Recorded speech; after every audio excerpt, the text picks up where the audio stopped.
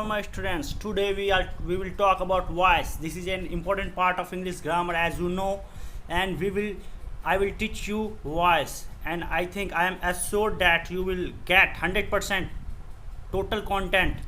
ठीक है, चलो स्टार्ट करते हैं एक बार. वॉइस होता क्या है देखो. मैं एक बार आपके लिए नोट्स बनाया हूँ. I have made a notes for you and these notes will be very important for you. चलो देखते हैं स्टार्ट से. Those forms of verb that show the subject doing an action or action done by the subject is called voice.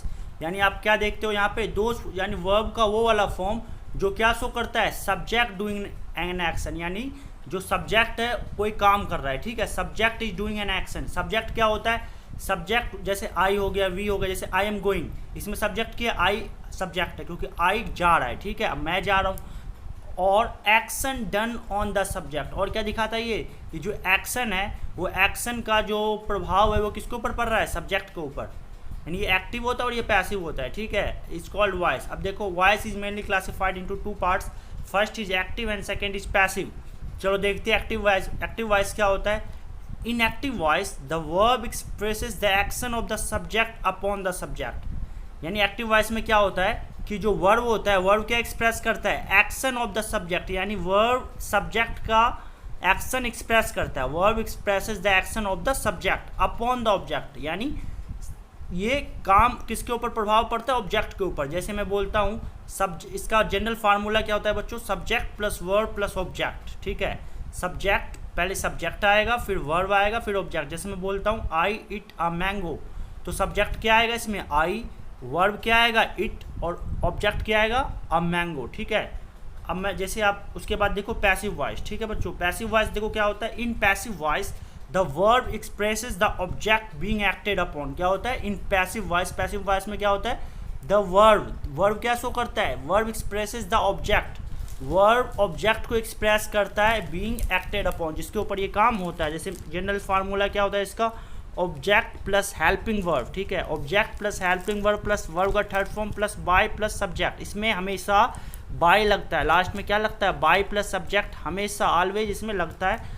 और ये according to, और जो helping verb है ये आपका किसके अकॉर्डिंग लगता है, अकॉर्डिंग टू टेंस. जो भी टेंस हो उसके अकॉर्डिंग आप हेल्पिंग वर्ब का यूज करोगे. देखो मेरी वीडियो जो है 3 पार्ट्स में आएगी. 3 पार्ट्स में टोटल वॉइस आपको कंप्लीट करा दूंगा. If you gone through all the 3 parts I am assure that you will get 100% idea of the voice. क्या वॉइस है आपको पूरा समझ में आ जाएगा. अब देखो जो पैसिव वॉइस है, पैसिव वॉइस क्या होता है. Passive voice is use in the flowing cases. Passive voice का यूज आप किस किस केसेस में करते हो. देखो पहला केस क्या है, when the subject can not do an action. यानी ऐसा सिचुएशन जिसमें सब्जेक्ट जो है आपका वो कोई एक्शन ही नहीं कर सकता, उस कंडीशन में आप पैसिव वॉइस का यूज करते हो. देखो इसका एग्जांपल क्या है. जैसे मैं बोलूँ the T grows in Assam and Ceylon. जैसे मैं बोलता हूँ टी कहाँ पे उगाया जाता है, आसाम और सीलोन में. तो बताओ इसमें सब्जेक्ट कोई एक्शन कर सकता है क्या. इसमें तो बच्चा ऑब्जेक्ट ही एक्शन कर रहा है. टी जो है, टी क्या आपका ऑब्जेक्ट है. अब इसमें सब्जेक्ट एक्शन ही नहीं कर सकता, इसलिए मैं इसमें क्या लगा रहा हूँ, इसमें पैसिव वॉइस लगा रहा हूँ. जैसे देखो अब दूसरा पॉइंट देख लो, when the action is important and not the doer. जब एक्शन आपका इंपॉर्टेंट ज़्यादा हो जाता है और डूअर जो काम करता है वो ज़्यादा इंपॉर्टेंट नहीं होता. क्या लिखा, all the doer is quite non. लेकिन डूअर के बारे में पता रहता है लेकिन ज़्यादा इंपॉर्टेंट नहीं रहता, तो आप इसका यूज करते हो पैसिव वॉइस का. जैसे ही was rush to the hospital, यानी उसको हॉस्पिटल ले जाया गया. Where he was declared dead, जहाँ पे उसको डैड डिक्लेयर कर दिया गया. तो बताओ इसमें ज़्यादा इंपॉर्टेंट कौन सा, यहाँ पे पैसिव वॉइस है, यहाँ पे ऑब्जेक्ट ज़्यादा इंपॉर्टेंट है क्योंकि किसको ले जाया गया हॉस्पिटल, उसको ले जाया गया ही को.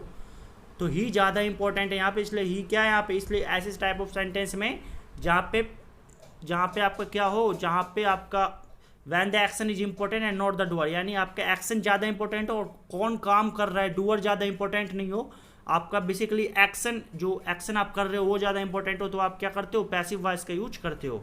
अब देखो अगला पॉइंट क्या, in the above sentence the action is more important. अब ऊपर वाले सेंटेंस में हमने क्या देखा, जो एक्शन जो था वो ज़्यादा इंपॉर्टेंट था. ठीक है, आप क्या देख रहे हो, in the above sentence the action is more important. ठीक है, अब आगे देखते हैं.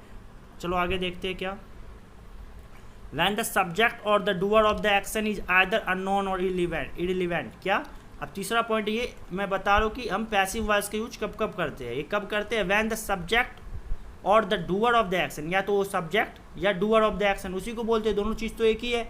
या वो सब्जेक्ट हो या डूअर ऑफ द एक्शन हो, इज आइदर अननोन, या हमें उसके बारे में पता नहीं हो, या इरिलीवेंट हो, या उसका रिलीवेंस ज़्यादा नहीं हो, तो हम इस केस में भी हम पैसिव वॉइस का यूज करते हैं। जैसे मैं बोलूँ people were relocated from the flood affected villages, यानी यहाँ पे बताओ कि यहाँ पे सब्जेक्ट क्या रिलीवेंस है, सब्जेक्ट का कुछ कोई रिलीवेंस नहीं है। यहाँ पे क्या रिलीवेंस रख रहा है, लोग रिलीवेंस रख रहा है, पीपल को ले जाया जा रहा है, रिलोकेट किया जा रहा है फ्लड अफेक्टेड विलेजेस से। तो क्या बोल रहा है, people were relocated from the flood affected villages. ठीक है, तो यहाँ पे आपने देखा ज़्यादा इंपॉर्टेंट क्या है, यहाँ पे आपका पैसिव वॉइस में ज़्यादा इंपॉर्टेंट क्या होता है, ऑब्जेक्ट ज़्यादा इंपॉर्टेंट होता है सब्जेक्ट से ज़्यादा। अब देखो इसमें एक ये chart, this chart is very important, you must be learn this chart. देखो ये चार्ट जो है आपका एक्टिव एंड पैसिव का है, और ये सिंपली आपका इंडेफिनिट टेंस के लिए मैं बनाया है मैंने। इंडेफिनिट टेंस में आपका ये यूज होगा। इंडेफिनिट टेंस में जब हम बात करेंगे तो सिंपल प्रेजेंट वाला, simple present, simple past, simple future और मोडाल, ये चार मैंने इसको सब टाइप में डिवाइड किया। देखो जब सिंपल प्रेजेंट की, जब पहला वाला जो है आपका सिंपल प्रेजेंट के बारे में बता रहा हूँ।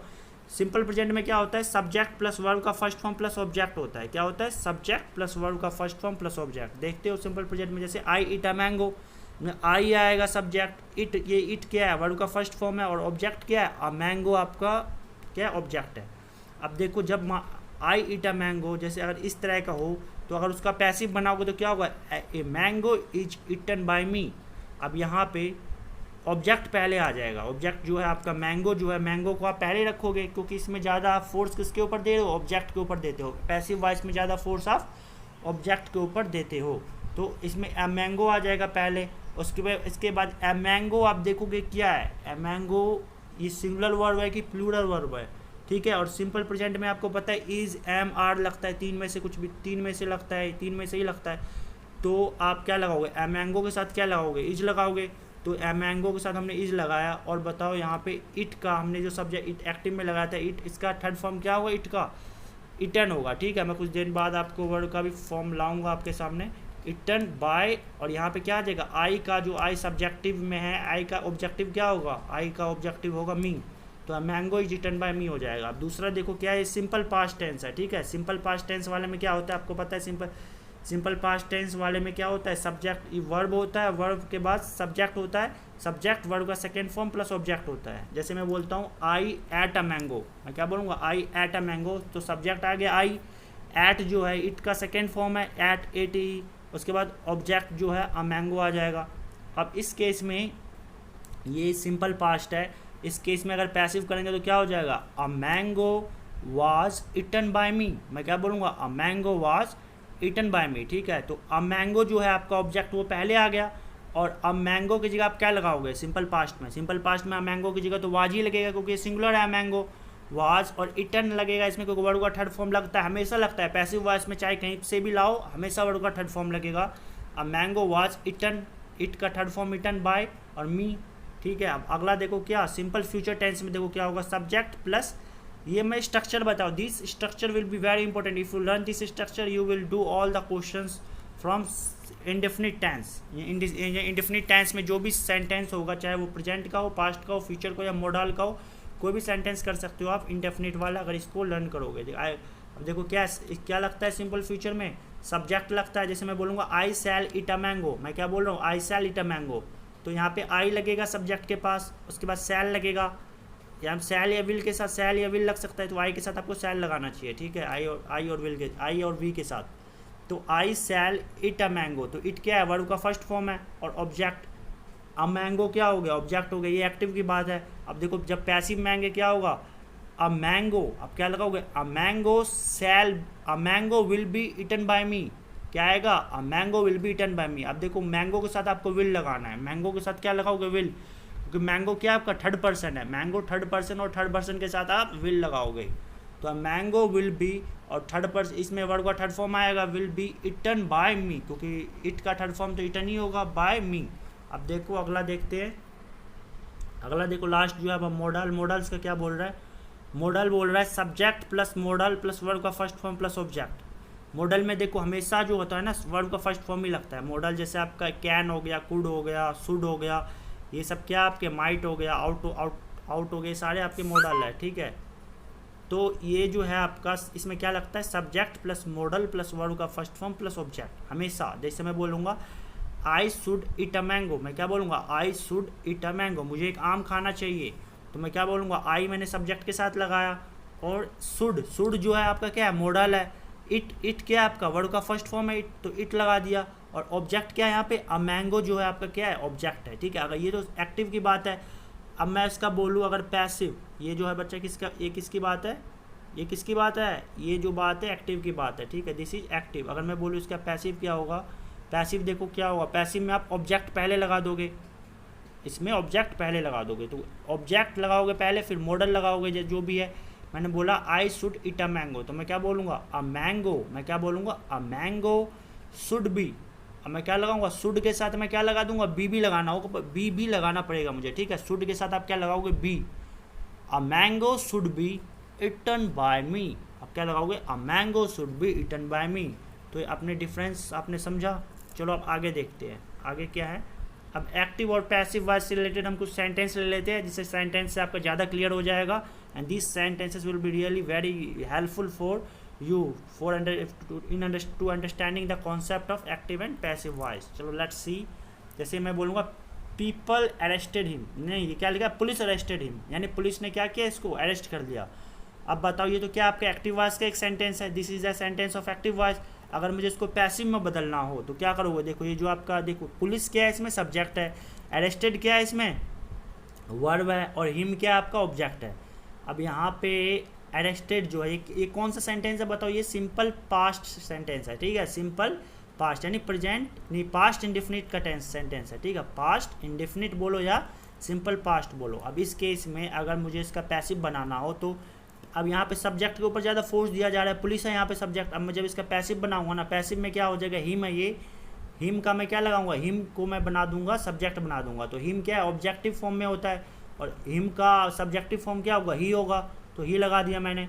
अब देखो उसके बाद ही के बाद अब मुझे कौन सा यहाँ पे वर्ड का फॉर्म लगाना चाहिए। अभी देखो मैंने बताया था सिंपल पास्ट जो होगा, सिंपल पास्ट या सिंपल इंडेफिनिट में जब आप लगाओगे, जब उसमें एक्टिव पैसिव वॉइस में चेंज करोगे, एक्टिव से पैसिव में जब चेंज करोगे तो क्या लगाओगे, सब्जेक्ट के अकॉर्डिंग लगाओगे। वाज वर्ड लगता है इसमें, सब्जेक्ट के अकॉर्डिंग वाज वर्ड लगेगा। अब बताओ ही जो है, ही के साथ क्या लगेगा, वाज लगेगा कि वर्ड लगेगा, ही के साथ वाज लगेगा, यू नो, तो ही के साथ मैंने वाज लगा दिया, ठीक है, ही वाज। अब मैंने उसके बाद वर्ब का थर्ड फॉर्म लगाना ही है मुझे, इसमें पैसिव वॉइस में हमेशा ही वर्ब का थर्ड फॉर्म लगेगा, ही वाज अरेस्टेड। अब मुझे यहाँ पे बाय पुलिस भी लिखना चाहिए, he was arrested bye police, लेकिन यहाँ पे बाय पुलिस मैं नहीं लिखूंगा। क्यों नहीं लिखूंगा, क्योंकि जब मुझे पता है अरेस्ट कौन कर सकता है, यू नो, हमेशा अरेस्ट एक पुलिस ही कर सकता है, ये तो फिक्स हो गया ना आपका, अरेस्ट और कोई साधारण आदमी नॉर्मल पर्सन तो कर नहीं सकता, हमेशा जब पुलिस ही करेगा अरेस्ट, तो मैं पुलिस बाय पुलिस लिखना जरूरी नहीं है, there is no need to write by police in the last. By police मैं नहीं लिखूंगा, वो गलत हो जाएगा मेरा, ओनली मुझे क्या लिखना है, he was arrested, it is right sentence. अब देखो अगला सेंटेंस क्या है, people speak English all over the world, यानी लोग जो है इंग्लिश बोलते हैं पूरे संसार में, people speak the English all over the world. तो इसमें बताओ क्या होगा, अब मैं क्या बोलूँगा, देखो पीपल स्पीक द इंग्लिश, इसमें पीपल क्या है सब्जेक्ट है, स्पीक जो है वर्ब है, और इंग्लिश क्या है ऑब्जेक्ट है, और ऑल ओवर द वर्ल्ड आपका ऑब्जेक्ट हो गया, ठीक है। अब मैं टोटल आपका ऑब्जेक्ट कैटेगरी में डाल दो। अब बताओ इसमें, अब मैं जब इसको पैसिव में बदलूंगा क्या हो जाएगा, ये सेंटेंस वैसे बताओ, people speak the English all over the world कौन सा है, ये सिंपल इंडेफिनिट टेंस है, ठीक है, सिंपल प्रेजेंट टेंस है, क्या आपका सिंपल प्रेजेंट टेंस है, ये सिंपल प्रेजेंट टेंस क्या है। तो बताओ अब इसमें जब मैं लगाऊंगा इंग्लिश लगाऊंगा, इंग्लिश मुझे जब मैं पैसिव में बदलना होगा, पैसिव में मुझे इंग्लिश को पहले लाना पड़ेगा, क्योंकि मैं फोर्स दे रहा हूँ ज़्यादा किसके ऊपर, ऑब्जेक्ट के ऊपर, तो मैंने इंग्लिश को पहले ले आया।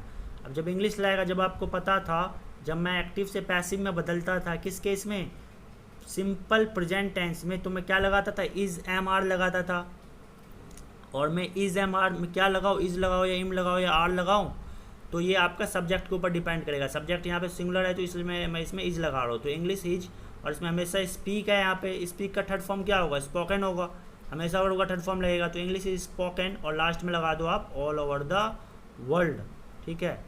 अब अगला देखते हैं, टीचर टीचर्स इंग्लिश हियर, यानी एक टीचर यहाँ पे इंग्लिश पढ़ाते हैं, टीचर टीचर्स इंग्लिश हियर, तो यहाँ पे सब्जेक्ट है, यहाँ पे टीचर जो ये सब्जेक्ट हो गया, टीचर्स क्या है यहाँ पे, teachers is verb, this is the verb का फर्स्ट वर्ब का क्या है, टीचर्स में ES भी लगा है, क्योंकि सिंपल ये क्या है, सिंपल प्रेजेंट टेंस है, ये क्या है, सिंपल प्रेजेंट टेंस का सेंटेंस है, तो इसका पैसिव बदलोगे तो क्या हो जाएगा, इंग्लिश, उसके बाद इज लगाओगे, क्योंकि पता है सिंपल प्रेजेंट टेंस में जब पैसिव में बदलते हो तो क्या लगता है, ऑब्जेक्ट लगता है, फिर इज एम आर लगता है, और इज एम आर में से आप क्या लगाओगे, क्योंकि इंग्लिश इज ए सिंगुलर तो इसमें इंग्लिश के साथ इज लगाओगे, तो इंग्लिश इज टॉट, क्योंकि टीच का थर्ड फॉर्म क्या होगा, टॉट होगा, इंग्लिश इज टॉट हेयर, ठीक है, इंग्लिश इज टॉट हेयर। अब आगे देखो अगला क्या है, नो वन डिजायर राइट्स, यानी कोई भी विद्रोह नहीं चाहता, नो वन डिजायर राइट्स का क्या होगा, राइट्स आर नॉट डिजायर्ड, क्या होगा यहाँ पे, राइट्स आर नॉट डिजायर्ड। अगला देख लो क्या है, I am not tolerate this nonsense, I am not tolerate this nonsense, यहाँ पे आई क्या है, सब्जेक्ट है, और टॉलरेट क्या है, वर्ब का फर्स्ट फॉर्म है, एम क्या है, यहाँ पे हेल्पिंग वर्ब है। अब इसमें ये क्या है, ये क्या है आपका सिंपल कंटिन्यूस टेंस, ये प्रेजेंट कंटिन्यूस टेंस है, प्रेजेंट कंटिन्यूस में जब बदलोगे, ये आई एम लिखा है ना, तो इसमें क्या लगाओगे, दिस नॉनसेंस, आप क्या लगाओगे, दिस नॉनसेंस इज ऑब्जेक्ट, तो दिस नॉनसेंस को आप पहले लिख दोगे, दिस नॉनसेंस के साथ क्या लगाओगे, इज लगाओगे, क्या लगाओगे, is this nonsense is not tolerated by me. अब आगे देखो अब ये कुछ इंपॉर्टेंट थिंग्स है, इंपॉर्टेंट फैक्ट्स है जो आपको पता होना चाहिए, जो मैंने जो भी बताया उसको मैं शॉर्ट फॉर्म में अगर लिखूँ तो देखो क्या लिखा है यहाँ पे, certain actions are done by a particular subject, यानी कुछ जो एक्शन है वो कोई हमेशा एक पार्टिकुलर सब्जेक्ट के द्वारा ही किया जाता है, जैसे मैं अरेस्ट बोला, अरेस्ट हमेशा एक पुलिस के द्वारा ही किया जाता है, in such cases by subject must not be mentioned, यानी बाय, जैसे मैं बोलूँगा बाय पुलिस, तो इसको मैंसन नहीं किया जाना चाहिए पैसिव वॉइस में, in the sentence is given in, अब आगे देखो क्या लिखा, if the sentence is given in passive voice, अगर सेंटेंस अगर पैसिव वॉइस में दिया हो विदाउट सब्जेक्ट, अगर उसमें सब्जेक्ट नहीं हो तो use subject in active voice, तो आप सब्जेक्ट को एक्टिव वॉइस में आपको लिखना चाहिए, डैट जनरली डज वर्क, तो पैसिव एक्टिव वॉइस में ये काम करता है। वैसे जैसे मैं बोलूँ एग्जांपल लेता हूँ मैं, द रूम वाज क्लीन्ड, मैंने क्या बोला, द रूम वाज क्लीन्ड, अगर इसको कैसे बदलोगे, अब यहाँ पे रूम को कौन क्लीन करेगा बताओ, रूम को अब इसने लिखा नहीं है कि द रूम वाज क्लीन, यानी रूम को साफ किया गया, अब इसको कौन क्लीन करेगा, क्लीनर करेगा, यू नो, तो आप क्लीनर लगाओगे, सबको पता है, मेंशन करने की जरूरत नहीं, तो द क्लीनर, ठीक है, द क्लीनर, अब हमेशा वर्ब का थर्ड फॉर्म लगेगा, तो क्लीन्ड ले होगा, क्लीन का थर्ड फॉर्म क्या होगा, क्लीन्ड द रूम, रूम क्या, द रूम क्या है यहाँ पे, ये आपका ऑब्जेक्ट बन गया, ठीक। आगे देखो क्या लिखा है, if the subject is not clear, यानी अगर सब्जेक्ट क्लियर नहीं हो, यानी वैगी हो, उसके बारे में क्लियर पता नहीं हो, इंडेफिनिट प्रोनाउन हो, यानी एजेंट हो एंड नीड नॉट, यानी उसको आपको मेंशन करने की जरूरत नहीं है पैसिव वॉइस में, अगर सब्जेक्ट क्लियर नहीं हो तो आपको पैसिव वॉइस में उसको मेंशन करने की जरूरत नहीं है, you don't need to mention that. अब आगे देखो क्या लिखा है, if any form of be is used in the main verb, यानी अगर कोई भी फॉर्म हो बी का, बहुत पता है आपको, इज एम आर होता है, बी का कौन कौन सा फॉर्म होता है, इज होता है, एम होता है, आर होता है, और इज एम आर यानी, और बी क्या, ये फॉर्म अगर मेन वर्ब में यूज हो रहा है, the sentence can not be turn into passive, आप उस सेंटेंस को पैसिव में बना ही नहीं सकते, यानी सेंटेंस बन ही नहीं सकता पैसिव में। अगर मैं बोलूँ आई एम हैप्पी, ये एक एक्टिव वॉइस का सेंटेंस है, ठीक है, अगर मैं इसको पैसिव में बनाना चाहूँ, मैं इसको कभी पैसिव वॉइस में बना ही नहीं पाऊंगा, क्यों नहीं बना पाऊंगा, क्योंकि इसमें एम लिखा है, एम क्या है, ये बी का पार्ट है ना, बी का एक फॉर्म है ये एम, तो इसलिए मैं इसको पैसिव में नहीं बना सकता। जैसे दूसरा है ही शुड बी पोलाइट, यानी उसको पोलाइट होना चाहिए, अगर मैं इसको इस सेंटेंस को भी पैसिव में बनाना चाहूँ, ये भी पैसिव में नहीं बना सकता, क्योंकि ये जो भी फॉर्म अभी बताया, if any form of be is used as a main verb, अगर ये मैन वर्ब में यूज हुआ है बी का फॉर्म, तो मैं उसको पैसिव नहीं बना सकता। आगे देखो कंटिन्यूस टेंस का है, अभी मैंने सिंपल प्रेजेंट टेंस, अभी मैंने आपको सिंपल इंडेफिनिट के बारे में बात किया था, मैं बता रहा हूँ प्रेजेंट टेंस के बारे में, ठीक है, अभी मैं बता रहा हूँ। Let's start continuous tense. अभी हमने थोड़ी देर पहले बात किया था सिंपल टेंस के बारे में बात किया था, सिंपल टेंस यानी इंडेफिनिट टेंस के बारे में हमने देखा, प्रेजेंट इंडेफिनिट देखा, पास्ट इंडेफिनिट देखा, फिर फ्यूचर इंडेफिनिट देखा, फिर मोडाल्स देखा, ये हमने अभी इंडेफिनिट के बारे में बात किया था, प्रेजेंट, पास्ट और फ्यूचर, और साथ साथ मोडाल्स का बात किया था। अभी तक हमने सिंपल इंडेफिनिट देखा था, अब देखेंगे हम कंटिन्यूस टेंस देखेंगे, और कंटिन्यूस टेंस में भी हम तीनों देखेंगे, present continuous, past continuous as well as future continuous, साथ साथ मोडाल्स को भी एक साथ में ही देख लेंगे। तो इससे आपका क्या होगा कि सिंपल, अभी तो आपने सारा सीख लिया होगा। अब देखो इसमें कंटिन्यूस में क्या है, देखो कंटिन्यूस टेंस को भी मैंने एक टेबल बनाया, this table is very important, आपको ये टेबल लर्न करना है। अगर आपने ये टेबल लर्न कर लिया, sure you will do all the questions related to modals. अगर कोई भी क्वेश्चन हो, अगर वो कंटिन्यूस टेंस का हो, आप सारे क्वेश्चंस को कर पाओगे। जैसे अगर मैं बोलूँ प्रेजेंट कंटिन्यूस में आपको पता है क्या होता है। जैसे मैं प्रेजेंट कंटिन्यूस का अगर एक्टिव वॉइस लेता हूँ, जैसे मैं बोलूँगा I am eating a mango, मैं क्या बोलूँगा, I am eating a mango. ये क्या हो गया, एक सिंपल कंटिन्यूस, ये आपका प्रेजेंट कंटिन्यूस टेंस का क्या है, एक सेंटेंस है। I am eating a mango क्या है, एक प्रेजेंट कंटिन्यूस टेंस का एक सेंटेंस है। अगर मैं बोलूँ I am eating a mango में सब्जेक्ट बताओ क्या है, आई सब्जेक्ट है। अब इज एम आर लगता है इसमें एक्सुलरी वर्ब में, तो आई के साथ क्या लगेगा, एम ही लगेगा। तो आई एम, और इसमें वर्ब का जो है हमेशा क्या लगेगा, वर्ब के साथ हमेशा आई एन जी लगेगा, ठीक है, प्रेजेंट कंटिन्यूस में। तो आई एम इट के साथ देखो आई एन जी लगा है, आई एम ईटिंग, और यहाँ पे लास्ट में क्या लगा है, ऑब्जेक्ट क्या है यहाँ पे, अ मैंगो है, यहाँ पे क्या object, I am eating a mango, यहाँ पे ऑब्जेक्ट क्या है, अ मैंगो। ये तो आपके एक्टिव रहा, एक्टिव सेंटेंस है। अब मैं इसको अगर इसी सेंटेंस को अगर पैसिव बनाना चाहूँ, I am eating a mango is a active sentence, active voice का सेंटेंस है, और वो क्या है, प्रेजेंट कंटिन्यूस टेंस का सेंटेंस है। अगर मैं इसको पैसिव बनाना चाहूँ तो क्या होगा, देखो अब जो है यहाँ पैसिव बनाने के लिए क्या करते हो आप, ज़्यादा फोर्स किसके ऊपर देते हो, ऑब्जेक्ट के ऊपर ज़्यादा फोर्स देते हो। ऑब्जेक्ट क्या है यहाँ पे, अ मैंगो जो है ऑब्जेक्ट है यहाँ पे, और ऑब्जेक्ट के ऊपर मैं ज़्यादा फोर्स दे रहा हूँ, तो अ मैंगो पहले आ जाएगा, ठीक है, अ मैंगो। अब बताओ अ मैंगो, अ मैंगो के साथ क्या आएगा, इज आएगा कि एम आएगा कि आर आएगा। आप बोलोगे अ mango is a singular, singular है तो सिंगुलर के साथ हमेशा ही जाएगा, तो अ मैंगो इज। अब यहाँ पे क्या लगाओगे, बीइंग लगाना है इसमें, हमेशा क्या लगाना है आपको, जब कंटिन्यूस टेंस वाला जो भी होगा सेंटेंस, कंटिन्यूस टेंस वाला चाहे वो प्रेजेंट का हो, पास्ट का हो, फ्यूचर का हो, जब भी आप उसको पैसिव में बदलो तो हमेशा क्या लगाओगे, बीइंग लगाओगे, इट इज़ नेसेसरी, तो बीइंग लगाओगे, ठीक है, अ मैंगो इज बीइंग। अब यहाँ पे वर्ड का थर्ड फॉर्म हमेशा ही लगाओगे, हमेशा चाहे पैसिव में कोई भी सेंटेंस हो हमेशा वर्ड का थर्ड फॉर्म होगा। तो a mango is being eaten, a mango is being eaten by.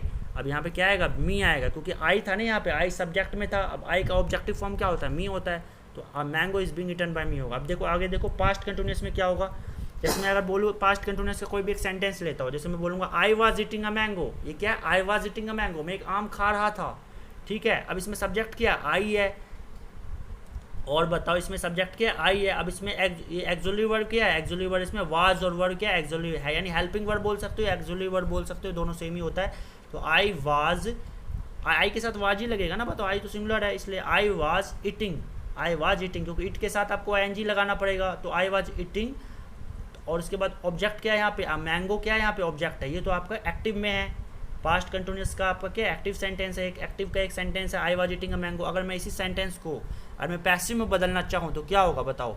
अब पैसिव में जब मैं बदलूंगा यहाँ पे, अब मैं I was eating a mango में, अब मैंगो जो है यहाँ पे ऑब्जेक्ट है, मैं ऑब्जेक्ट के ऊपर ज़्यादा फोर्स दूंगा, ज़्यादा बल दूंगा। जब मैं पैसिव सेंटेंस में बदलूंगा इसको तो क्या लिखूंगा, अ मैंगो को मैं पहले लिखूंगा, अ मैंगो, ठीक है, अ मैंगो को मैंने लिखा अ mango was, a mango was, क्योंकि अ मैंगो क्या है बताओ, अ मैंगो जो है ये आपका एक सिंगुलर है, सिंगुलर के साथ क्या लगाओगे, वाज लगाओगे, अ मैंगो वाज।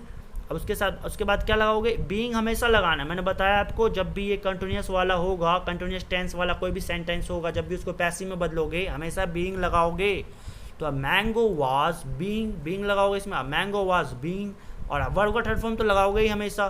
तो a mango was being eaten, it का थर्ड फॉर्म क्या होता है, ईटन। और बाय, बाय के बाद क्या लगाओगे, बाय के बाद लगाओगे मी, क्योंकि आई तो सब्जेक्टिव होता है, और ये क्या हो जाएगा, मी हो जाएगा। अब फ्यूचर कंटिन्यूस देख लो, फ्यूचर कंटिन्यूस में क्या होगा देखो, जैसे मैं बोलूँगा I shall be eating a mango, मैं क्या बोल रहा हूँ, जिसमें एक सेंटेंस ले रहा हूँ फ्यूचर कंटिन्यूस का, I shall be eating a mango.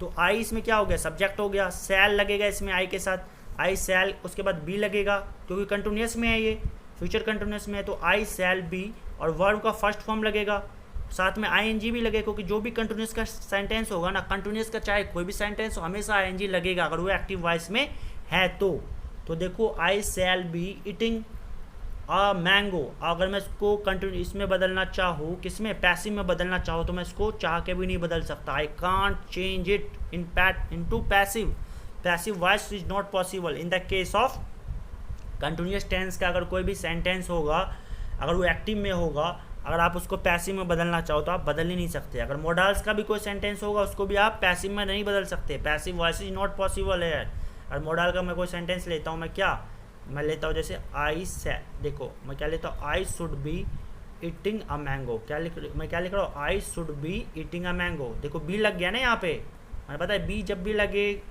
Possible ही नहीं है, मेन वर्ड में अगर बी आ गया ना तो पॉसिबल ही नहीं है। अभी थोड़ी देर पहले बताया था, अगर मेन वर्ब में अगर बी आ गया, कोई भी सब्जेक्ट, कोई भी सेंटेंस, एक्टिव वॉइस का कोई भी सेंटेंस है, अगर मेन वर्ब में अगर बी आ गया तो उसको पॉसिबल ही नहीं है कि आप पैसिव वॉइस में बदल दो। It is not possible to convert into passive voice.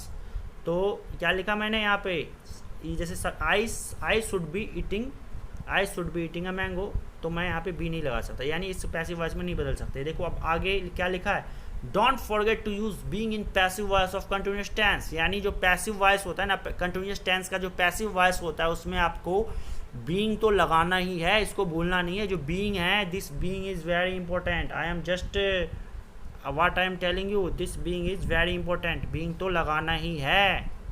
अब आगे देखो क्या है, आगे देख लेते हैं। चेंज द वॉइस में क्या लिखा, देखो अब मैं कुछ सेंटेंस लेता हूँ, सेंटेंस के with the help of sentence you will get a better idea about this. देखो सेंटेंस की मदद से आपको अच्छा समझ में आएगा। जैसे मैं बोलता हूँ, the committee is looking into the matter, क्या लिखा हूँ मैं, द कमिटी इज़, यानी जो कमिटी है इस मैटर के बारे में छानबीन कर रही है, इस मैटर के बारे में ये इसको तह तक जा रही है, छानबीन कर रही है। तो बताओ क्या होगा इसका। अब देखो द कमिटी यहाँ पे क्या है, सब्जेक्ट है, द कमिटी इज सब्जेक्ट, और इज क्या है यहाँ पे, एक्सुलरी वर्ब या हेल्पिंग वर्ब।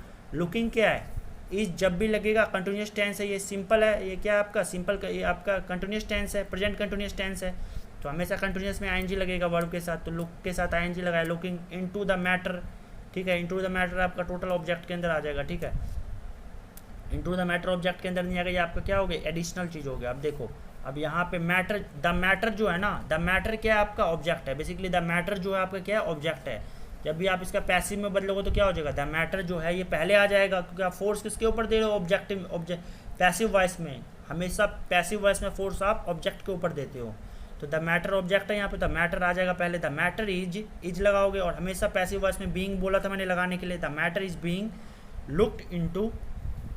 लुक देखो जो भी है आपका प्रीपोजिशन आप उसी के अकॉर्डिंग सेम टू सेम लगाओगे प्रीपोजिशन। बाय द कमिटी, अब यहाँ पे जो द कमिटी जो था एक्टिव वॉइस में जो सब्जेक्ट था, अब ये इसमें आके पैसिव वॉइस में क्या बन गया है, ऑब्जेक्ट बन गया द कमिटी, लास्ट में लगा रहे हो आप द कमिटी को। अब आगे देखो, don't forget to use the preposition in passive voice, यानी पैसिव वॉइस में आपको प्रीपोजिशन का यूज, यानी प्रीपोजिशन का यूज आपको भूलना नहीं चाहिए। Don't forget to use the preposition in passive voice that follows the verb in active voice, यानी जो भी प्रीपोजिशन एक्टिव वॉइस में फॉलो होता है, जो भी प्रीपोजिशन का यूज करते हो आप एक्टिव वॉइस में, उसी को आपको पैसिव वॉइस में भी यूज करना चाहिए, तो भूलना नहीं चाहिए। जैसे कि एग्जांपल लेते हैं, they are laughing at you, they are laughing at you, यानी वो आप पे हंस रहा है। तो अब यहाँ पे देखो एट यू है, अब यहाँ पे दे क्या है, यहाँ पे सब्जेक्ट है, आर क्या है, हेल्पिंग वर्ब है, लाफिंग क्या है, वर्ब प्लस आईएनजी है, लाफिंग क्या है यहाँ पे, वर्ब प्लस आईएनजी, और एट यू देखो एट के साथ यू लगाया प्रीपोजिशन में, उस पर हंस रहा है। अब यहाँ यू जो है यहाँ पे क्या है, ऑब्जेक्ट है। अब मैं जब पैसिव में बदलूंगा तो मैं क्या लिखूंगा, देखो जब मैं पैसिव में बदलूंगा तो इसको क्या होगा, they are being laughed at by you by that, ये क्या लिखा, दे आर बीइंग लाफ्ड, ठीक है, यानी they are being laughed at you by them, ठीक। अब आगे देख लो थोड़ा सा, the accused is being produced before the court, यानी एक्यूज को कोर्ट में प्रोड्यूस किया गया, उसको लाया गया, तो क्या लिखोगे यहाँ पे, the police are being producing the accused before the court, यानी अब यहाँ पे पुलिस कहीं भी मेंशन नहीं है, ये पैसिव है, देखो पैसिव है, और पैसिव को मैं एक्टिव में बदल रहा हूँ, ठीक है, this is a passive sentence, I am converting into active. तो यहाँ पे क्या लिखोगे, देखो द कोर्ट, अब यहाँ पे बताओ कौन इसको लाएगा, पुलिस ही तो लाएगा, ये आपको वेल नोन है, पुलिस ही लाएगा। The police are producing, police produce कर रहा है the accused before the court. Right to protest peacefully is being demanded by the revolutionaries, ये पैसिव वॉइस, अगर इसको एक्टिव में बदलोगे तो क्या हो जाएगा, the revolutionaries are demanding right to protest peacefully. इसको एक बार ध्यान से देखना, जो मैंने बताया उसी से रिलेट करना, जो मैंने टेबल बनाया है जस्ट ये आपका फॉलो करेगा। You are not taking the exam seriously, तो इसका कैसे बोलोगे, देखो you are not taking the exam seriously, अब यहाँ पे सब्जेक्ट क्या है, यू है, अब यहाँ पे ऑब्जेक्ट क्या है, एग्जाम है। अब जब पैसिव में बदलोगे तो क्या हो जाएगा, एग्जाम आपका पहले आ जाएगा, द एग्जाम, अब यहाँ पे वर्ड है, अब एग्जाम बताओ क्या है, सिंगुलर है, तो एग्जाम में वाज लगाओगे, the exam was not being taken, हमेशा वर्ड का थर्ड फॉर्म लगेगा, taken by you seriously. So thanks a lot, बच्चों thanks, and I will make additional part of this video, second part भी मैं लाने वाला हूँ, and the second part will be also very useful, and total 3 parts आने वाले हैं मेरे, और अगर आप 3 part देखोगे तो you will get whole idea about the voice. Thanks a lot. I don't wanna waste what's left.